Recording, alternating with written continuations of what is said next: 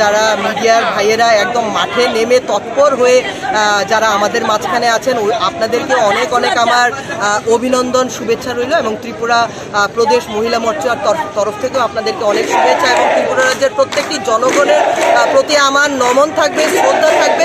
কেননা যেভাবে মোদিজি, নরেন্দ্র মোদিজি, আমাদের প্রধানমন্ত্রীজি যেভাবে মানুষের অগ্রগতি বা উন্নয়নের জন্য কাজ করছে, সেই জায়গাটাকে যে মানুষ সেটাকে প্রতিষ্ঠিত করেছে 2023 নির্বাচনে, বিধানসভা নির্বাচনে আমরা ত্রিপুরা রাজ্য সেই ব্যাপারটা দেখেছি। এবং লোকসভা নির্বাচনেও মানুষ যে এই ব্যাপারটাকে প্রতিষ্ঠিত করছে যে আমরা নরেন্দ্র মোদিজিকেই পুনরায়ভাবে প্রধানমন্ত্রীর আসনে পেতে চাই। কেননা উনি যেভাবে মানুষের জন্য চিন্তা করেছে, অর্থোদয় ব্যক্তিগুলোর জন্য চিন্তা করেছে, তো সেই জায়গাতে আমি বলবো ফলাফল পুরো জনগণের ওপরে। জনগণ নিশ্চয়ই ভারতীয় জনতা পার্টিকে এবং নরেন্দ্র মোদিজিকে নিজেদের হাত খুলে আশীর্বাদ দিয়েছে, বুক ভরে মায়েরা আশীর্বাদ করেছে।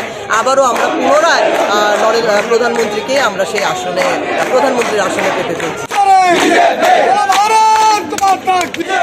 মোহনপুরে বাবু পিয়াজ চলাতে চলাতে মাসিরা কইছে জয়মালা পড়বে কে রামনগরে রামনগরে